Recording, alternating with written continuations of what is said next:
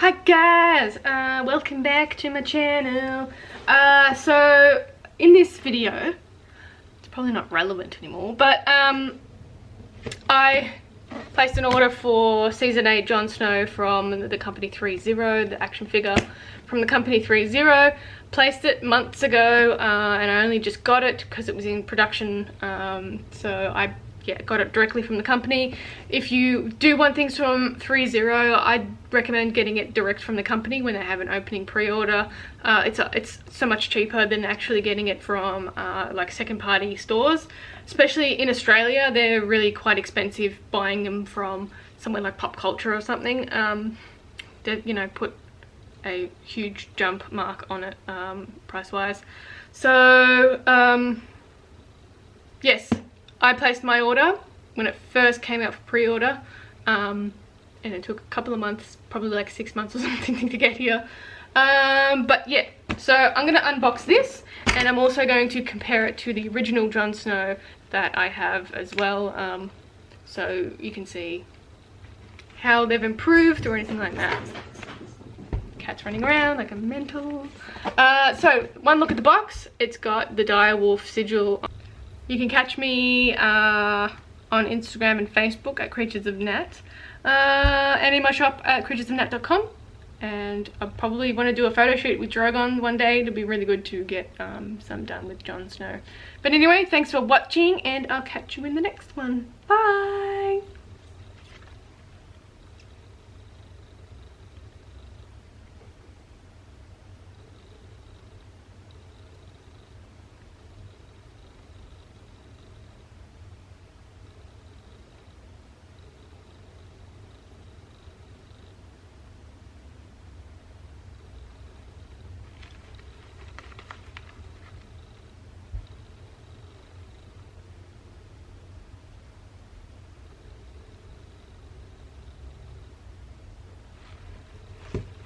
On the front, and it says winter is coming, House Stark.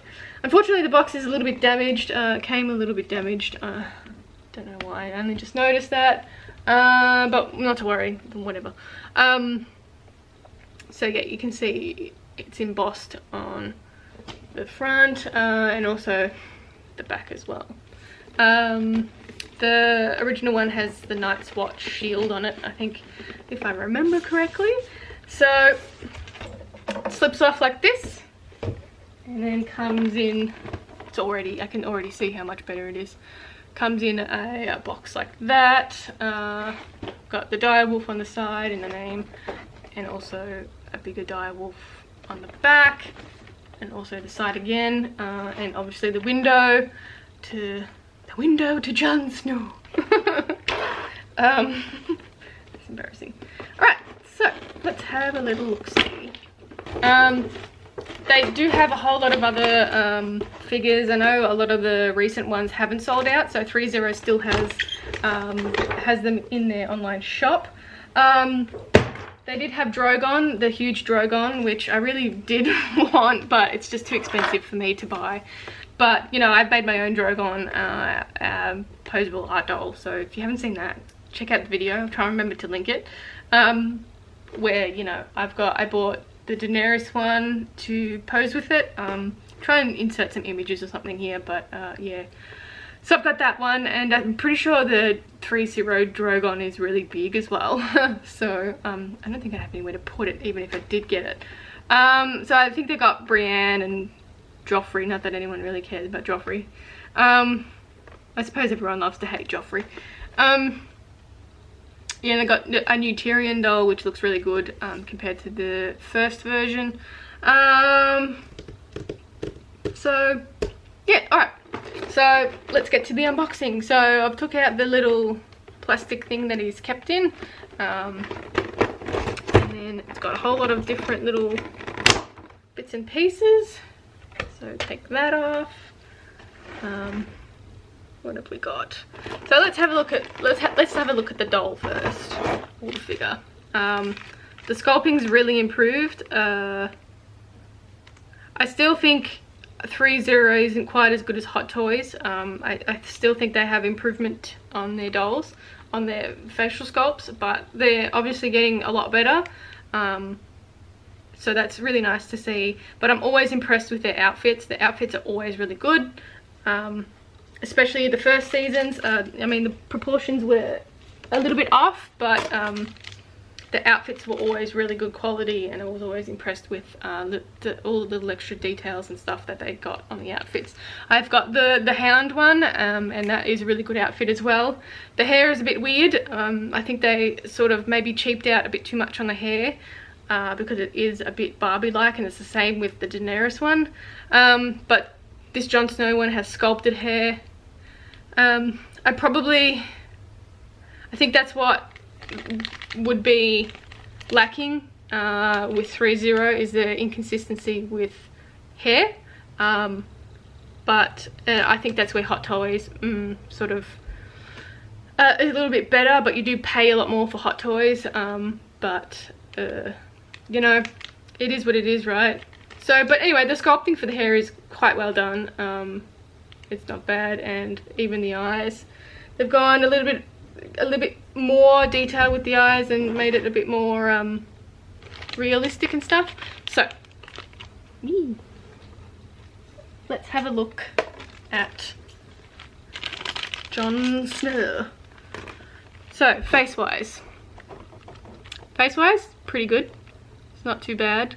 Sculpting is good. It's a lot better than the original one.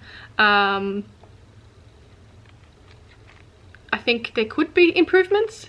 I'm not very good at sculpting humans. I'm pretty terrible at it, actually. So I understand how hard it is to sculpt people and make sure they have a likeness. But yes, sculpting is quite good.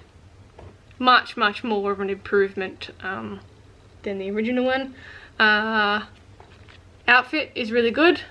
Really impressed with the outfit. It's always really nicely done, and all the extra little details and stuff, you know, including the little straps. Beautiful. Hands are pretty good. You have an option of 3 different hands and different little cufflinks. So we've got hands that are fist hands, and then we have hands that are for holding things. So that's a really great option. And then we have these little cufflink things that don't know what they're for yet. And they have instructions. But who needs instructions, right? So I think the belt is a little bit off here. So that's a look at the torso, and we'll do a little tile. Pretty good. It looks just as uncomfortable in this outfit as he does in the show. Oh yeah, the direwolf sigil on the breastplate is really nicely sculpted and painted as well. Maybe if we turn that around or something. And then feet. The problem with the older feet were they were disproportioned. These look like they're good proportions for the size of the doll. So not too big, maybe on the bit of a bigger side, but they've obviously worked on proportion size and listened to people's criticisms and stuff. So you've got to hand it to them that they are definitely taking criticism on board and improving. It's a hell of a lot more improvement from the first doll. So that's what we have. Poseability wise, let's see. So it's got a nice clicking body. Poseability is really nice. Hands twist around. Probably maybe a little bit lacking in poseability in the wrist. Maybe I'm just posing it wrong. It doesn't seem to be turning around too much, but there's a couple little extra joints, which I'm assuming there might be wrist posing joints, and these might be still joints. I'll probably just leave the still joints in for now because I can't be bothered. Yep, you can touch his face almost. It's pretty good. There's sort of limited movement with the head. There's not much side to side movement, but poseability up and down is pretty good. He can't really move around much, and the body wise, the outfit's very restrictive anyway, even though it would be restrictive in the real outfits. I suppose that's pretty realistic. Feet, so legs are pretty good. You can sit and then sit like that. If you want to put him on the throne, if you have a throne, got a nice little clicking sensation when you pose it as well. So all around, pretty good poseability for an action figure. Especially, I'm used to ball jointed dolls, and my poseable dolls that are really poseable, so figures are a bit more limited to poseability. One thing I will say though is there is a little bit of a seam line on the hair, which sort of gives it away a little bit. I don't know if you can see that, but it's right in the middle of the head, which, I don't know, you wouldn't get that if you had a head with hair on it rather than a cast piece. But I mean, I think a little bit more time and care would sort of cover that little seam line, but yeah, that's just my small little criticism, I guess. Alright, so have a little dragon glass dagger. Not really sure where that's supposed to go. You know what, I'm just going to put it in his in his belt, and then let's open a mic. Now we have a sword. Obviously people that watch the series know what that sword is, and it's got a little sheath, so it goes in like that, and then this goes in the little pocket here, like that. And then we have long claw and the sheath, which, let's see, comparison wise. So while we're here, I just want to compare the original long claw with the older one. That is the original one, and this is the older one. They've used the same cast, so the same thing, but the paint job, they've sort of added a little bit of refining to it. So in reference to this little groove, whereas this original one doesn't have the groove.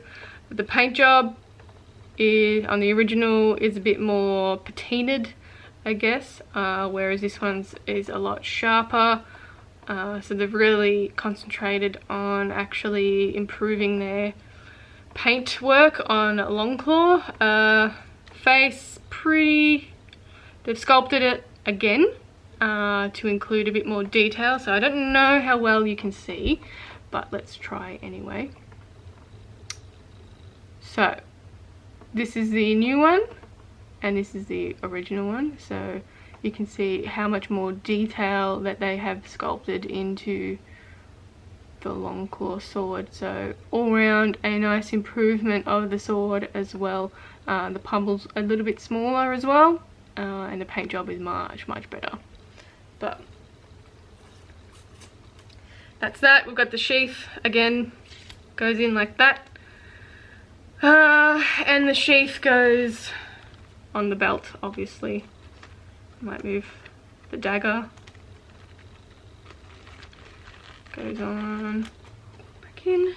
Right, so we've got Longclaw on the belt. Got the cape. The cape's really nicely made. I've used faux fur, really nicely done. So back of the cape, the faux fur, and it's got, you probably can't tell, but it's got a little sprinkling of snow on top of it, so it's not completely soft because you can feel that snow. and it's really nicely done with faux suede to look like a pelt of some sort.